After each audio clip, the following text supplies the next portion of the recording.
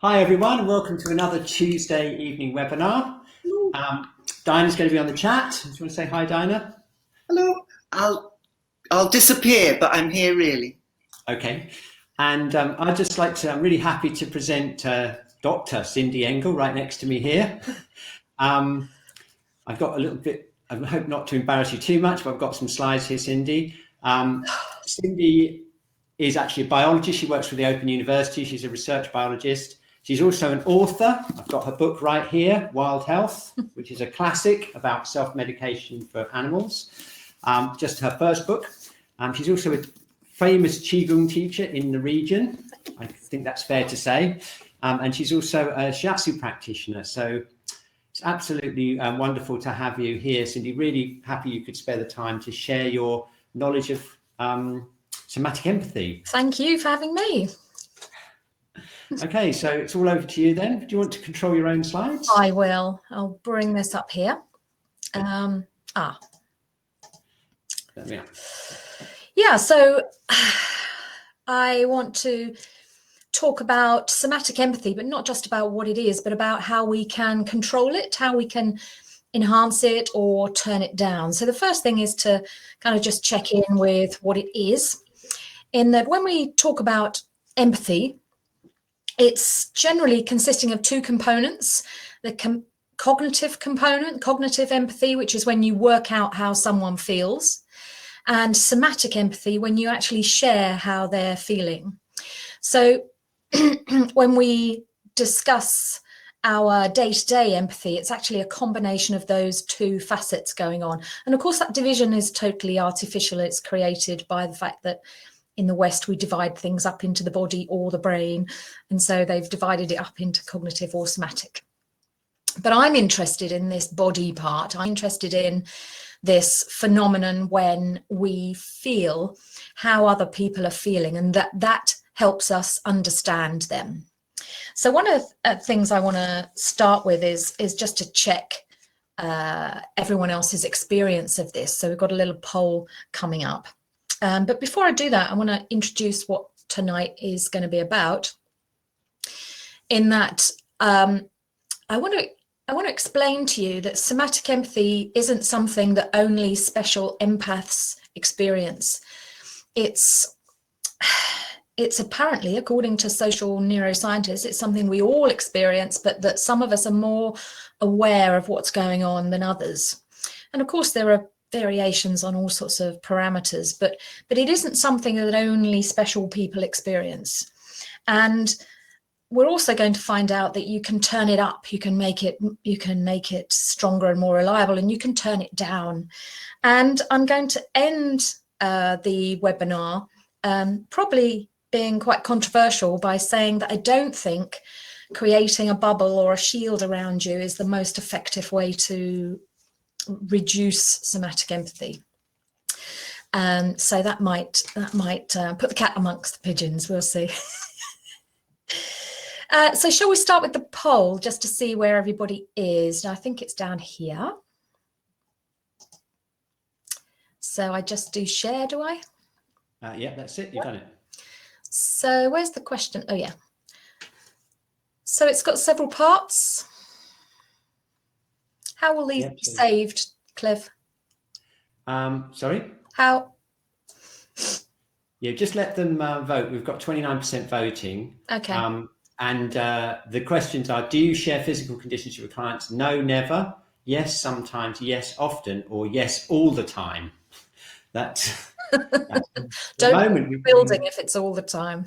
Yes, exactly. Yeah, actually, we're getting a very large proportion of people who do feel somatic empathy. In fact, it's like 85% overall, with 58% or 57 or 58% sometimes, 25% often, and 3% all the time. So that's a lot of people out there. So that's the physical conditions. I'm also interested in the sharing the emotions.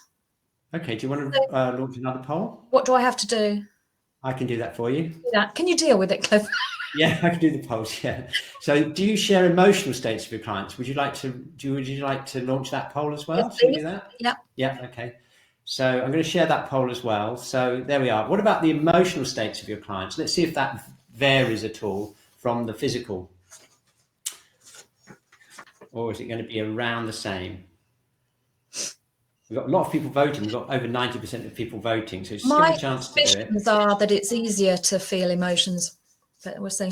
Yes, yeah, and actually that's definitely come out in the poll, because we've got like 93% share emotional states. Much easier. And we're up to 52% sometimes, 36% often, which is much higher than physical. Yeah. So yeah, definitely that's the case. You know, we've got a huge proportion of the viewers who share emotional states. Yeah, good. And the third part, the last part? The third one, yeah, this is the third poll. Do you share mental states? In other words, mental attitudes or thought patterns. So just taking it up to another sort of level there. Mental attitudes or thought patterns. Yeah, I don't expect people to be picking up the precise thoughts of others, but we do pick up thought patterns and really strong mental attitudes you can get quite easily. Mental attitudes, yeah, okay. Yeah. And this is a little bit less actually than the physical or the emotional. It's more like 80% of people are picking up mental attitudes or thought patterns. So it's interesting. It is, yeah. Yeah. Overall, though, this vast majority are picking up something. Yep. Have got something going on. A lot of them. And a lot of us have got many different levels of empathy there. Yeah. Well, I would expect that to be the case. Yes. Good. Okay. So, as I say, what I'm coming from is the idea that the finding that this is much more common than we're led to believe, and that we can look at the mechanisms that are going on in all of us. So, I don't know how big this slide is for people. Is it? It would be most of the screen, and if you want to make it bigger, you can always. There is actually a little bar that you can bring up and down and make our pictures smaller.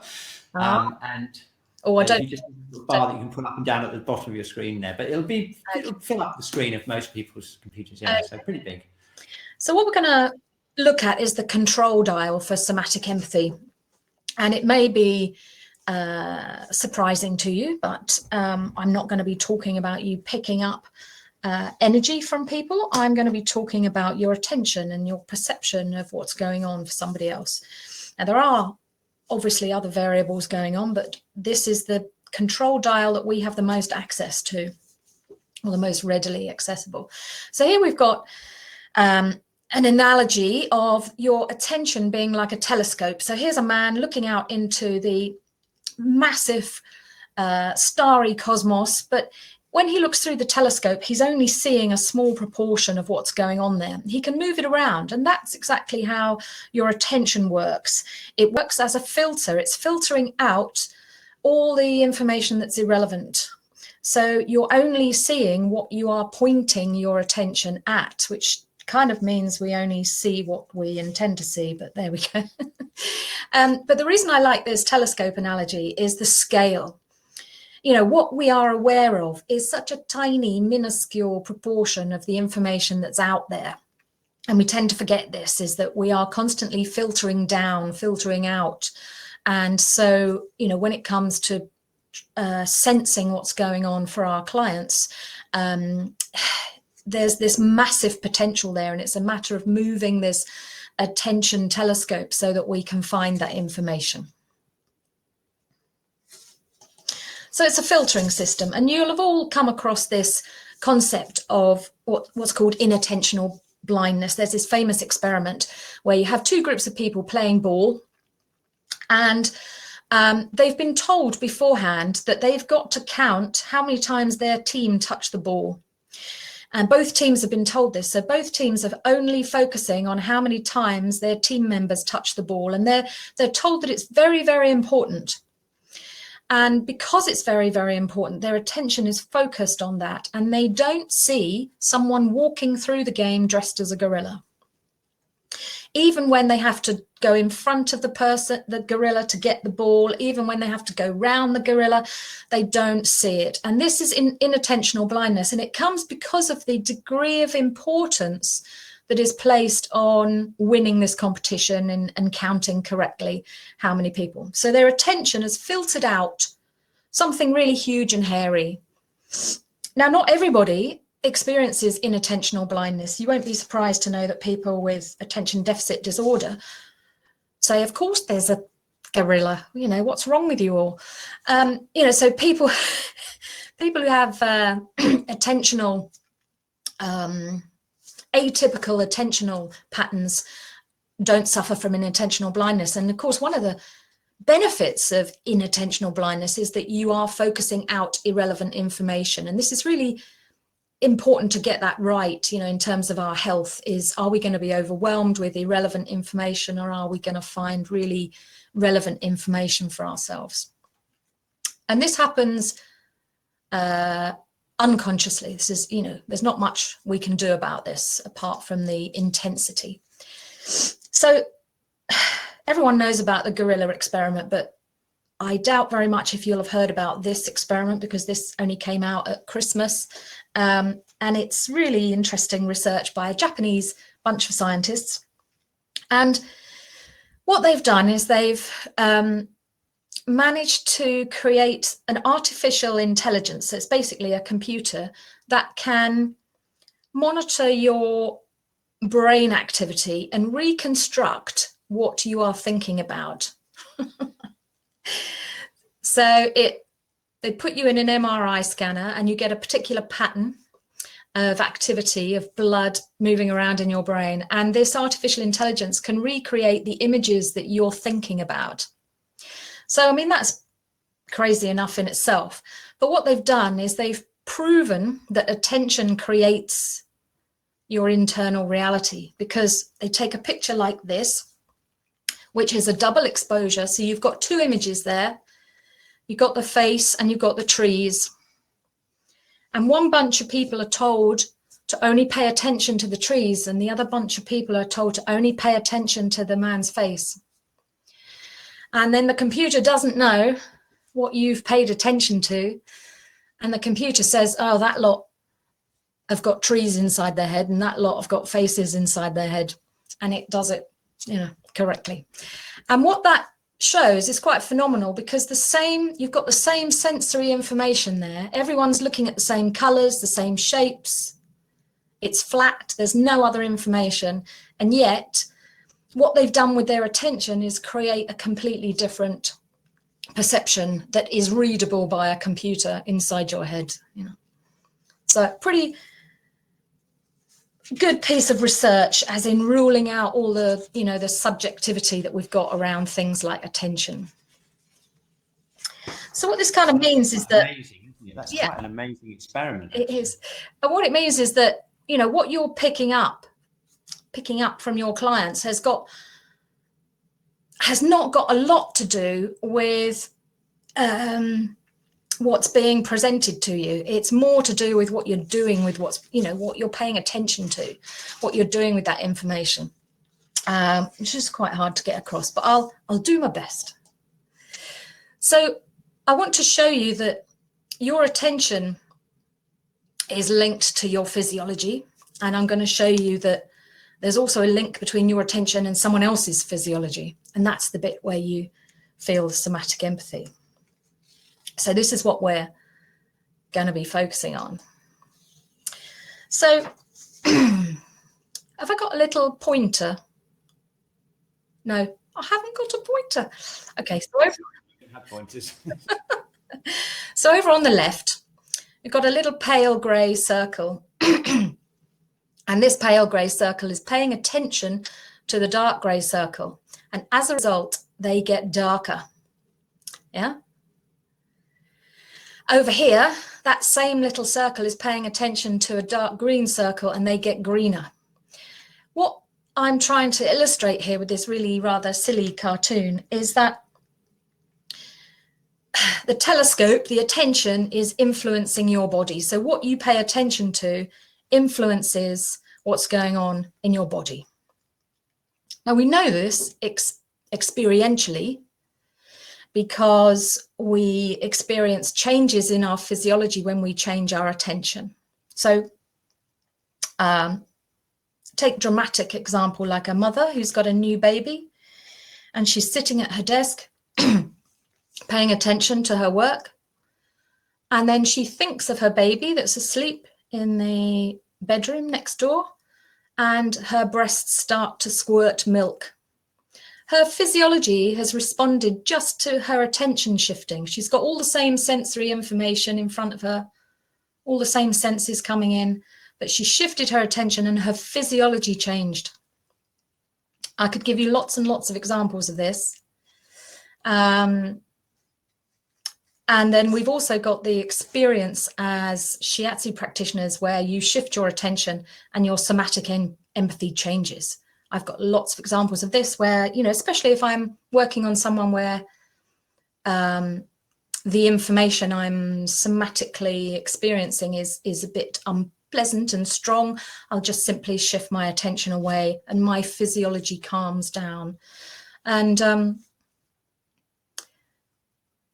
so yes, we've got this, not only is attention movable location-wise, and it's affecting us in this way, but we want to know, why is it affecting our physiology? And the answer is because perception is embodied. Now, we all know the phrase, and we've all heard it before, that perception is embodied, but what does it actually mean? You know, what does it come down to? And we take something simple like an apple, and here we've got this image that is just a flat two-dimensional image, and it's got yellows and greens and reds, and it's roughly circular. Now, that information going into our brain through our optic nerve into our visual cortex does not create appleness.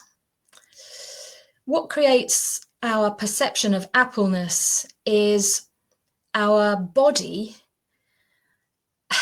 running through how it would feel if we held it, ate it, touched it, smelt it. We still use this original ancient intelligence of understanding the world, which is, how does it feel when you interact with it?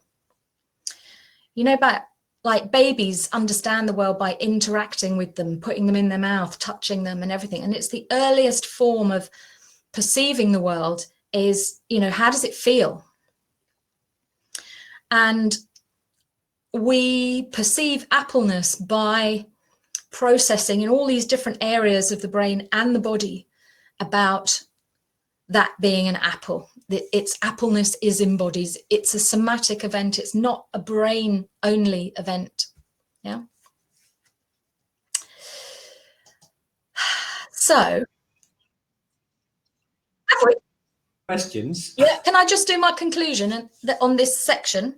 Absolutely, yeah. And then we'll have a look at the conclusion of this little bit before we go on to the next bit is that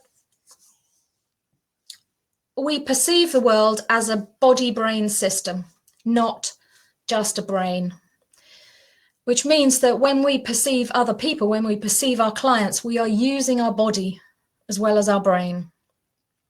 And it's quite important to know that that's a normal part of our perception, is to feel people with our body, to understand what's going on for them. Okay, we have a break, shall we, for questions? Oh, I can't hear you, Cliff. And then some of these, I think, a lot of people are asking about links and things like that. The first question was Biggie, and that was when we were doing the polls. And I think we're going to deal with this later. I think you're going to deal with this later on. When you say sharing physical, you know, with somatic empathy, when you share things, does it mean you pick it up, or does it mean that it's inside after the treatment? Do you feel it after? It could be both, yeah. I guess. So this is what the webinar is trying to explain, is that I've got a double echo happening now. Don't know why that is. Is that no, we are creating an embodied perception of what we are gathering, the information we're gathering from the person. So we're not catching anything, we're not picking anything up, we're not, yeah, it'll all become clear by the time we get to the end of it. So how we perceive how another person is created internally by our internal simulations of how the world is. And that's true of everything, not just of other people. Where can you read about it is in the book that I'm writing and the course that I've written. Yeah, and there's links to that. There'll be links to that at the end of the webinar. Sorry, I couldn't keep up with all the flagging. Can you hear me, Cindy? She was asking about that Japanese, the trees and the face experiment. Yeah. Where can she read about it? That's all she wanted to know. Yeah, so what was the question then? Oh, right, yeah. I'll have to put that reference. I've got it in my notes here, but not in the notes there. Can I type it in somewhere? Yeah, that's probably the best. Either yeah. that, or we can get in touch. You can get in touch with you afterwards. I'm going to link to your website at the end. That's probably the best. Yeah. What other questions are there?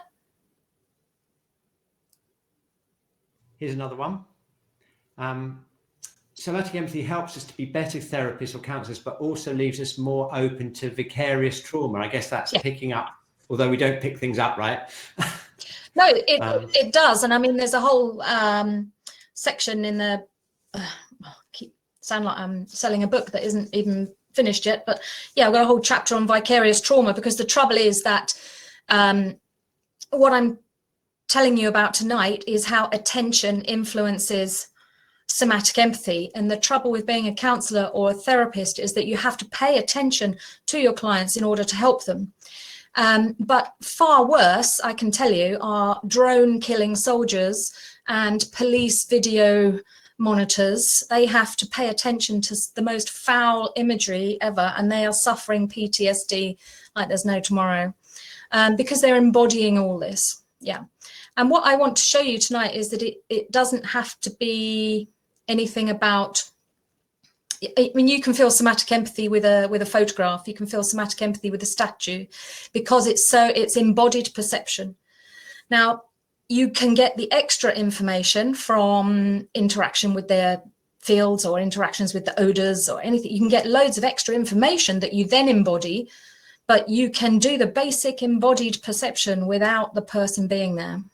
And that means that it's not related to whether they're in your room at the time, or it is to do with attention, which is why I'm doing a whole hour on this topic of attention. Shall we have a go? Zora's asking about where the research is. So again, we'll give her links to your website. Tamsin asked whether the difference between what is the attention and intention. Could you just clear that up before we go any further?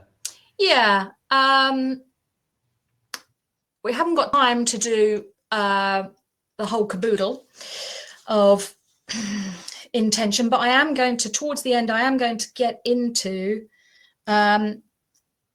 the difference between attention and pre-attentive phase. And the pre-attentive phase is where your intention matters.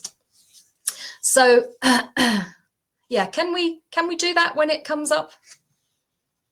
Yeah. Before we go on, if you can do it. And that's Pat just makes a comment really that it could get really complicated and messy with us interpreting what we're picking up from clients incorrectly or through a particular lens, and then projecting it onto the clients and affecting them back again. Yes. So I suggest to people when this comes up is that you practice your somatic empathy incredibly clear and clean. You know, you have to get your own interpretations out of the way as far as possible. And there's no reason why you should feed any of this back to your clients. It's just useful information for you. For example, it's really useful with animals where you've got no verbal communication possible. And, you know, I've had experiences where I've been called to gather information about a cow that's gone down, and I can immediately feel a blockage in the bowel, in my bowel, and that's quite useful information. And yes, there's a whole developmental process for getting reliable somatic empathy that isn't contaminated with your own interpretation. And it's one of the things that people, I think, do wrong most commonly, is to overinterpret. And I try and keep it really, really clear, and even if I don't know what something is, so I may be feeling something, but I don't recognize it. And another key thing, which we can't go into because I haven't got time today, is that you can only perceive things you recognize. So if you haven't experienced something, how can you recognize it in somatic empathy? So the more experienced you are, the more you're going to be able to recognize your somatic empathy. And a lot of inexperienced practitioners will get it wrong because they're interpreting something they haven't experienced before. So I think it's much clearer and cleaner to say, to yourself or to them, that you're feeling something, but you don't know what it is, rather than guess at some, yeah. Okay, great. I think you better continue. Some of the questions are coming, I know you're going to deal with later on. So if you'd just like to continue, otherwise we'll be here all night with the... Exactly. And it all comes from the same thing. So this picture, bearing in mind that you now know that you perceive with your body, if you look at this picture and you are interested in how this man is feeling, I want you to just notice what happens to your body.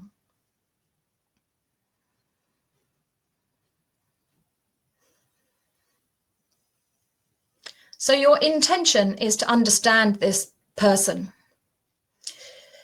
Your attention is on them with inquiry. I would call it inquisitive attention. And for example, for me, I'm getting a lot of visual information, obviously, like you are. We can see colors and so on, but I'm also feeling cold. I also want to breathe in.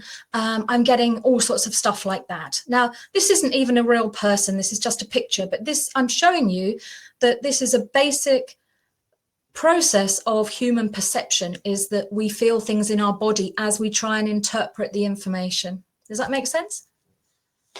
Yeah. Okay. So this sort of response to pictures, response to words, is the seeds of somatic empathy. Now, we all vary in how much we can feel what's going on inside for ourselves.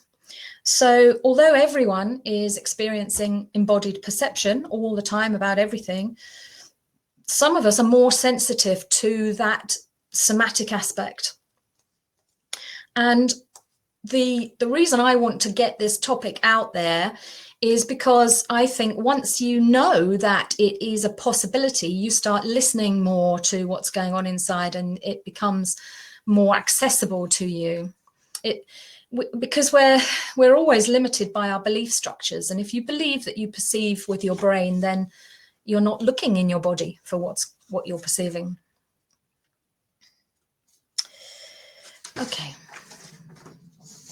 So what I'm saying is that the loudest control dial that you've got is inquisitive attention, which, as Tamsin was pointing out, is a combination of intention and attention.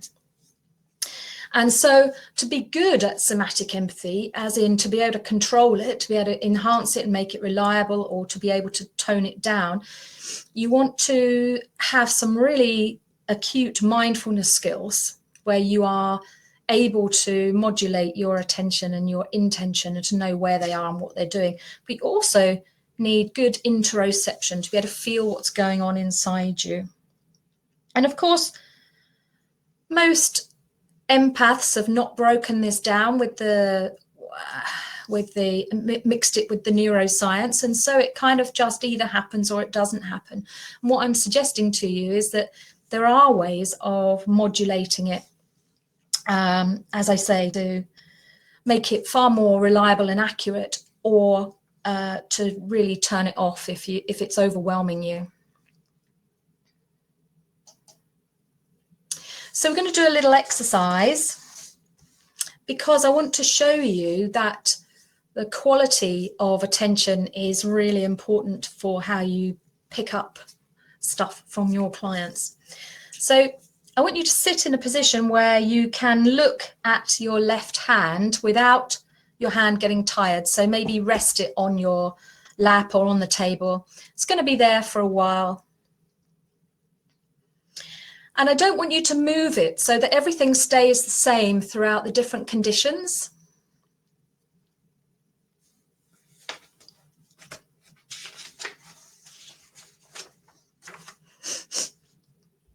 And your palm is up, so you can, and you can see your left palm. And the first thing we're going to do is to use visual attention. So I want you to just look at your left hand and see what information you can glean about your hand just from looking at it. So obviously you've got color and texture and so on. So you just spend not very long just gathering visual information.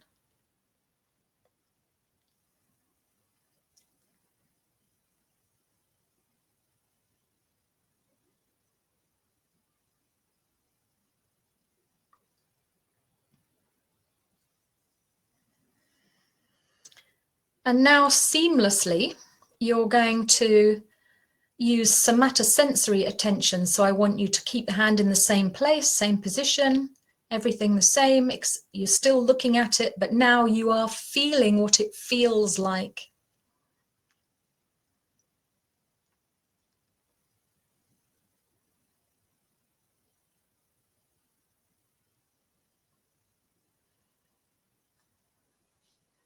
And pretty quickly, you'll have noticed the information is different. The perception is different when you're using visual attention, when you're using somatosensory attention. It doesn't need a lot of time. Now, this third one, I'm going to ask you to carry on looking. And this time I want you to listen. I want you to have listening attention to your hand.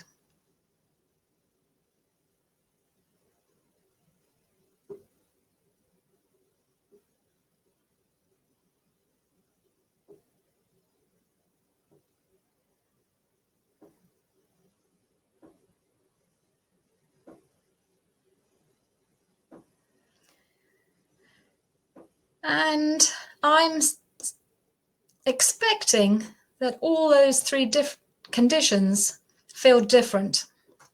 So let's finish up. It doesn't take a lot of time.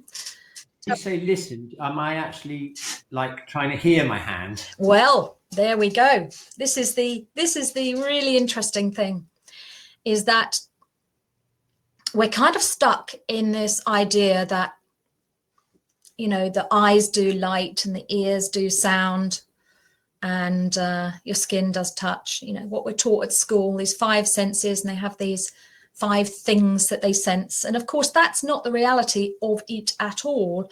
You know, these are the specialist organs. Your eyes are specialist organs for light, but they're certainly not the only parts of your body that can detect light. And your ears are specialist organs for hearing, but they're not the only part of your body that can sense sound vibration coming through. So when I'm just getting you to try and shift the part of your body-brain system that you're using to sense information from the same object. Yeah. Now, what happens with, you can all do the visual because we're all used to looking at things. You see the color, the shape. You can all do the feeling. I'm sure you can feel the blood pumping inside and the temperature, and it feels different when you're feeling rather than looking. And when it goes to listening, your attention goes boof, goes really wide, really broad, because listening is a receptive attention and it's very broad. Yeah, you can't listen in a certain direction like you can look. You can look in a certain direction, but you can't listen very directionally. So it's very broad and it's receptive. You're waiting for sound to come to you. Whereas with vision, there's very much a looking, you're doing something. Yeah. So it uses a different part of your brain and it will give you different information. So what I'm trying to show here is that Attention is such a powerful thing. Not only can you point your telescope at different parts of the cosmos, but it affects your physiology, and you can change the quality of that attention using different parts of your body-brain system to give you different somatic information. And as I say, for most of us, we've not taken this apart. Somatic empathy either happens or it doesn't happen. But if you want to start getting good at it, or you want to start turning it off, then you have to really hone in on these controlling mechanisms. What is it that is going to make it more accurate, or what is going to reduce it? So, where's my little thing gone? Conclusion at this stage is that we can control what our attention points at, we can control what we attend with, and that these both influence your somatic empathy. Now, there are other modulators, but this one's the one that's most easily accessible to us. So, when somebody says to me that they get overwhelmed when they're working on people, they feel too much of their client's stuff, or they're working with chronically sick, chronically disturbed, and they're suffering vicarious trauma, how do they turn it down? And people often say that they erect some sort of psychological shield around them, or a boundary. And what I'm hoping has come across from this tiny little introduction is that by putting your attention on the creation of a shield or a protective egg, you have shifted your attention away from the person. So you will reduce your somatic empathy, because you're now putting your attention in the creation of this shield. But that'll only work all the while you've got your attention in this artificial shield you're creating. And that's not how minds work. They don't stay in one place, do they? And my problem with that is that the conceptual model you have of people being harmful to you will alert your unconscious, which is constantly trying to protect you and keep you alive, and it will pay more attention to this dangerous client than if you weren't shielding. Because your adaptive unconscious is constantly looking for potential dangers from people. Unconsciously, it's all unconscious. So it's, you're not aware of it, but your unconscious will have spotted that someone right across the room over there mentioned your name. You won't be aware of it, but you start to feel fidgety, you don't know why, and there's a gas coming in the room that you can't smell, but your unconscious knows, your unconscious wants you to move. So if you have a conceptual model that people are dangerous, that you can catch bad energy from them, or that you can catch vicarious trauma from people, that model in itself is going to make your pre-attentive filters focus more on the person than they would have done if you're relaxed and detached from the person. And that's where the intention comes in, because you need intention to understand, intention to engage. If you don't care about this person and you're not interested in them, you won't embody anything from them, because that's the process is a search engine. It's an engagement process. Yeah. So we have to be concerned about any unconscious fear, because that will enhance somatic empathy rather than reduce it. And of course, you can get into a vicious cycle of you've had a bad experience, so you're more scared next time, and so on and so forth. And of course, it's a solution is to have your attention on something healthy rather than on this person. But as I've said, there are occupations where you have to have your attention on the person. And unfortunately, there is research of long-term changes in our nervous system through long chronic exposure to paying attention to people who are unwell or disturbed. There are solutions to that, which are to do with shifting your full attention onto something healthy. You know, like lorry drivers are only allowed to drive for 8 hours and then they have to go for a walk. You know, we're going to have that for us therapists and body workers. You know, you have to go after a certain amount of time, you have to go for a walk in nature and you have to pay attention to the nature. Yeah. Very interesting. We've got quite a few questions Okay. as well. I don't know if you want to have a break now or have a question break. Yeah, no, I've left enough time. We said we were going to leave 15 minutes for Q&A at the end. So. Yeah, absolutely. Great. Yes. I've got, perhaps we'll just, can we just close this slide up for a second? We'll go back to that in a minute and we'll just have a look at the questions. Zora, I've unmarked your question because I think we covered that. We're going to give you the information on that slide about the information. It's not that we've forgotten you. Yeah. We've got, let's just have a look. Look, so many. I'll just. I can't. Yeah. Here's one about psychoanalytic theory, including transference and countertransference and development theory. Have you got any? Yes, it's the thing about researching this is that every different discipline calls it a different thing. So we've got somatic countertransfer, we've got interpersonal physiological coherence, we've got physiological linkage, you know, and every different discipline is coming at this from the same angle, and of course have got their own conceptual models of how it works. And the thing about the psychologist's perspective is there's a slight tendency to assume that the brain does the empathy and the body kind of copies out of imagination. Yeah, so like the somatic comes after the cognitive, and yet there's quite a lot of research showing now that actually the somatic comes first and then you work it out cognitively. That's so interesting. Yeah. And you know, it's due to that old brain body split that happened. You know, the psychologist did get sidelined into the brain end.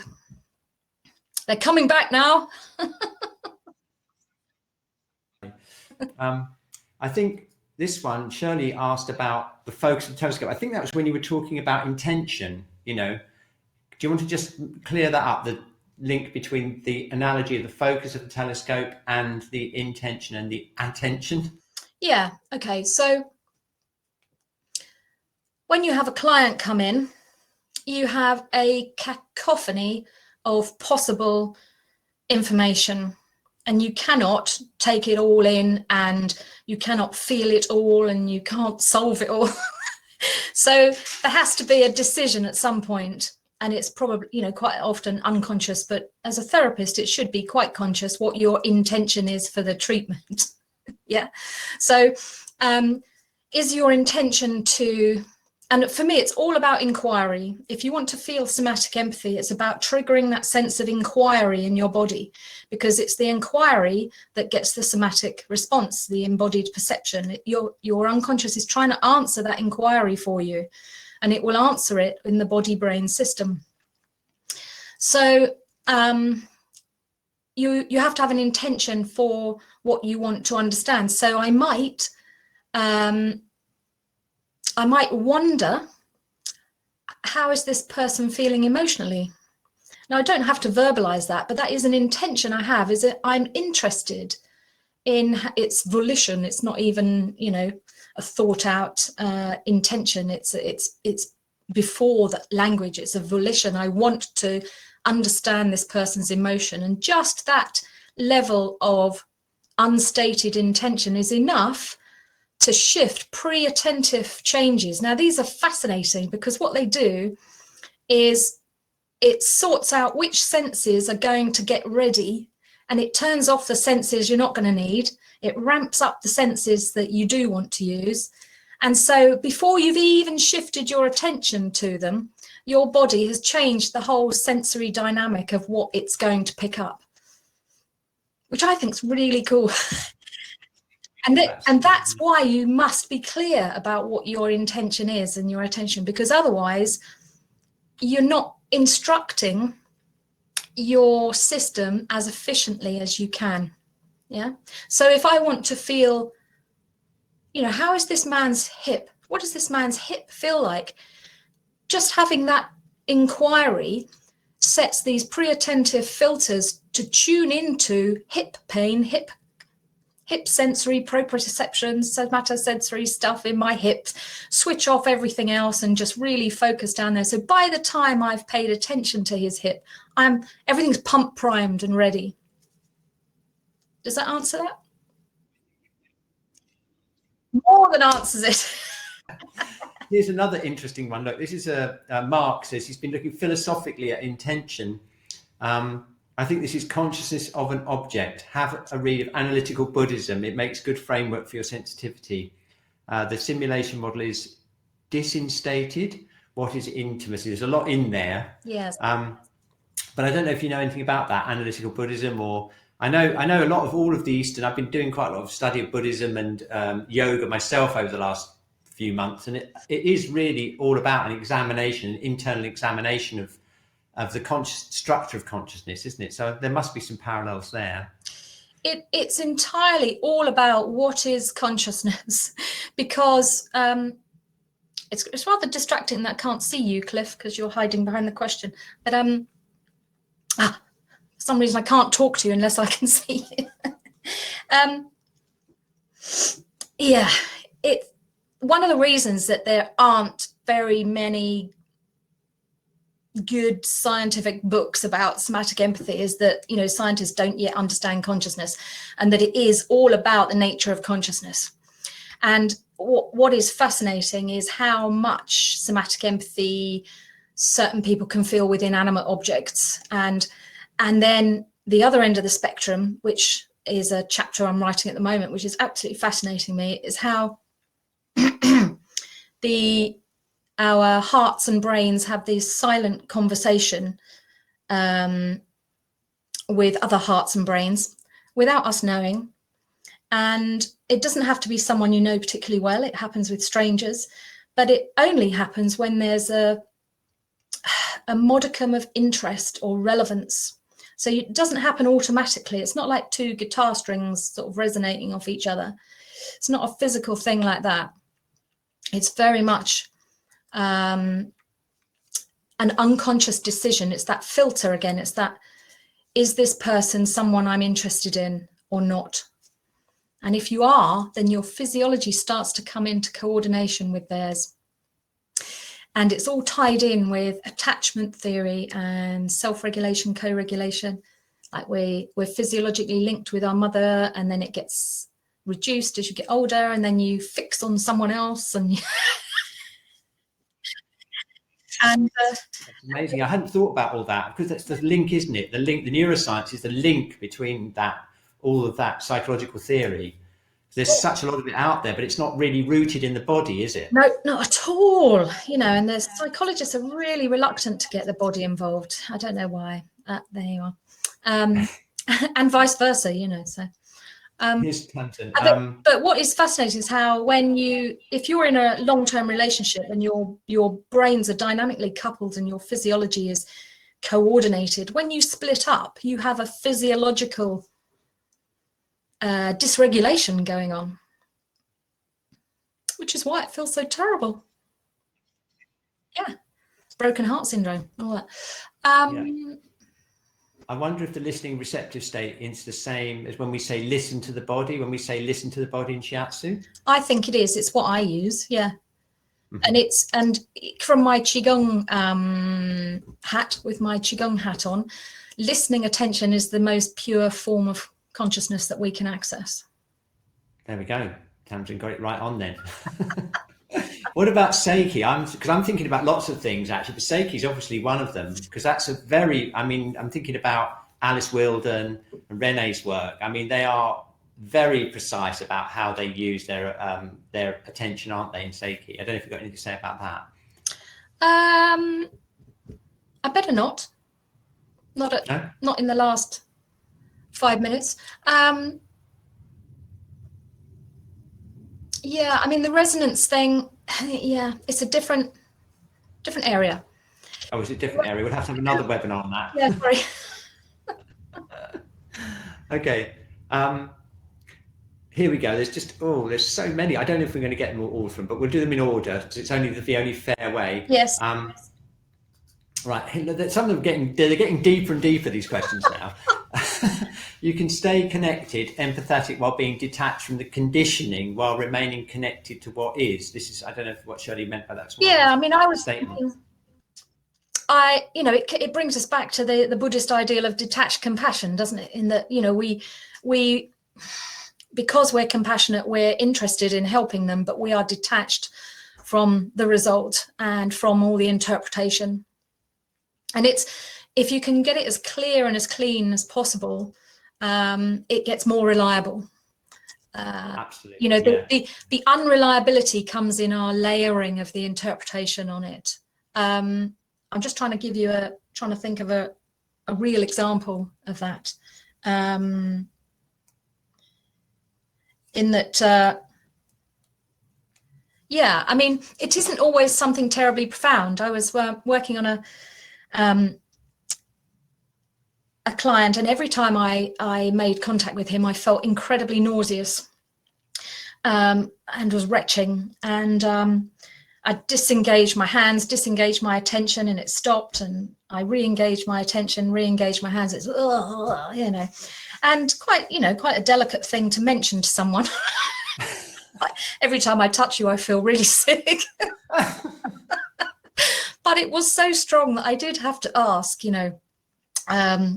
sorry about this, but, I'm feeling really nauseous. I said, are you feeling nauseous? Because I thought, I must be picking up his nausea. No, I'm not feeling nauseous. Anyway, to cut a very long story short, he halfway through the session admitted that he had eaten a family-sized bar of chocolate on the way in to my therapy room. And I'm really not tolerant of high sugar. I feel sick if I've eaten a whole bar of chocolate, So you're not always picking up terribly profound stuff. It's just a really high blood sugar level was enough to throw us off there. But even so, that information was important to him. It was relevant to him because it made him stop binging on chocolate because it made me feel sick. Success. Yeah. Look, this is an interesting comment from Francis. What about if you shift your attention to what's healthy in your client? Isn't that where we should start anyway? This is the whole idea of anti-pathogenic key from like quantum shiatsu, that kind of thing. Yeah, I mean, brilliant. I'm not suggesting that we deliberately tune into all the aches and pains of our clients. I only use it myself if I want to know a particular problem that the client isn't maybe aware of. I mean, that's the thing. I have found that, somatic empathy can give you information that your client's not aware of, and it's later verified. 3 days later, they say, "Oh yes." So it's sometimes useful, but not always. And and I don't sustain a whole hour of dragging myself through people's experiences. I just dip in and out as to what's necessary. So for example, I had a client with a really damaged arm who wanted me to help with his arm, and I didn't feel anything in the arm at all. And I thought, well, what can I say, but when I went round to his opposite leg, I was knocked across the room with a massive shock and trauma. And the story unfolded that leg had the serious impact of the accident that had damaged his arm.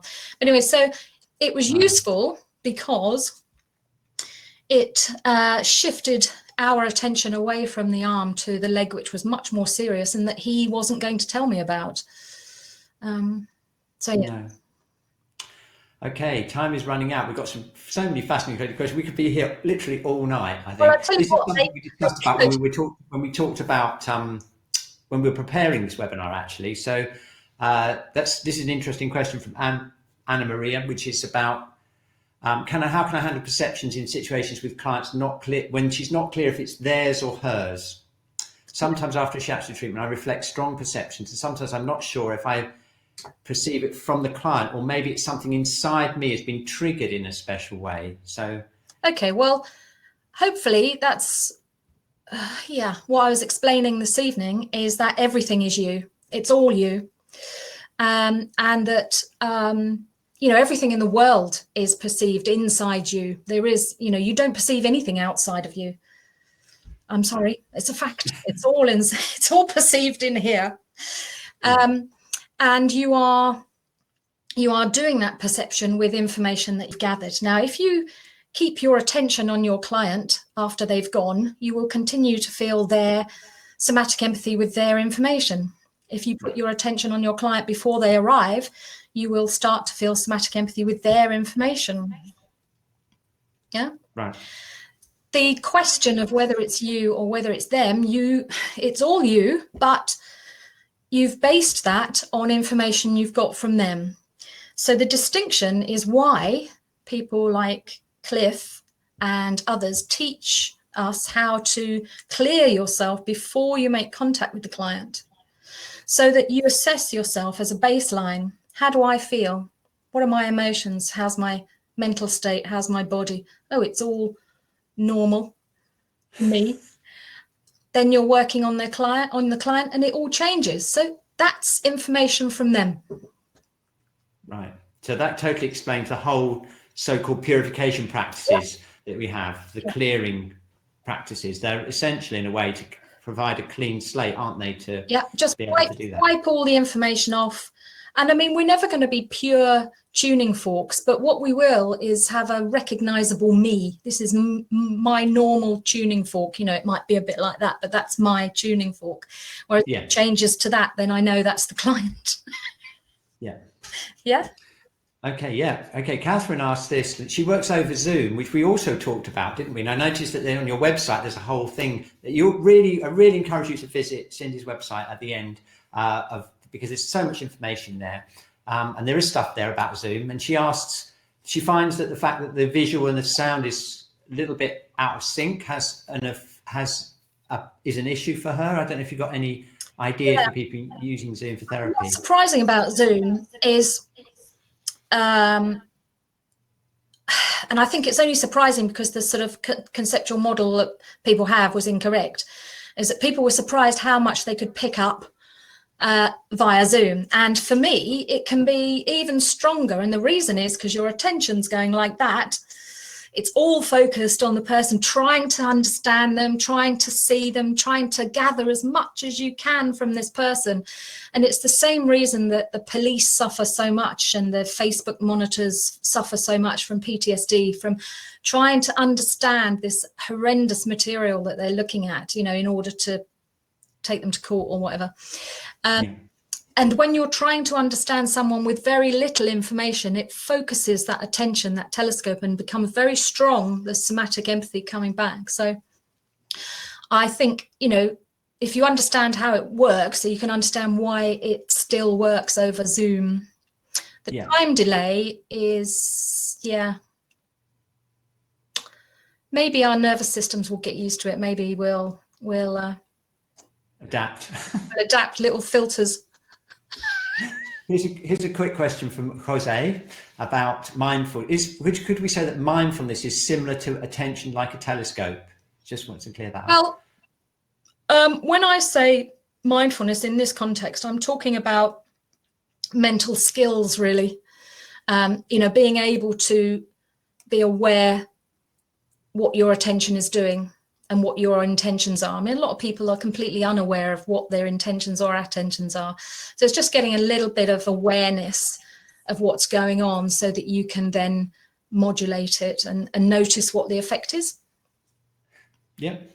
Okay, just got one more, I think, which is apart from Shirley, I'll just deal with that later, but Barbara talks about Constellation Therapy, which I know a little bit about, not very much, but I've heard it's really amazing.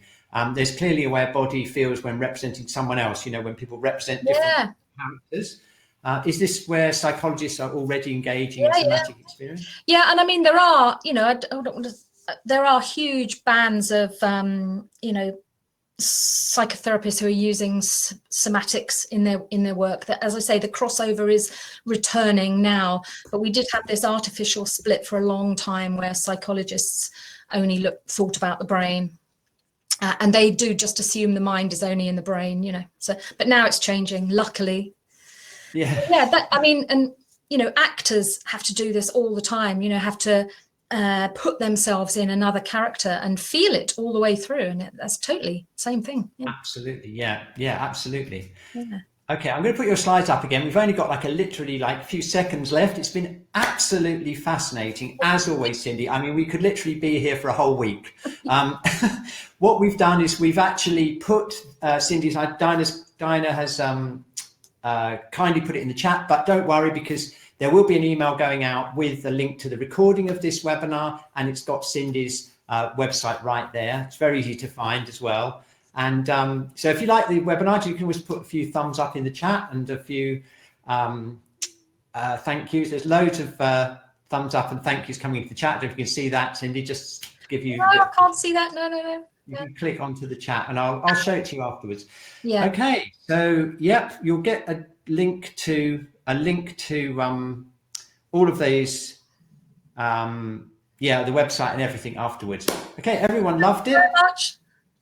And I was just fascinated. Every time I do a webinar with you, it just completely opens my mind up. I really appreciate the depth of your work, Cindy. It's really great to have someone in the shiatsu community who's working at such a precise and such a deep level. It's an honor to have you on the webinar.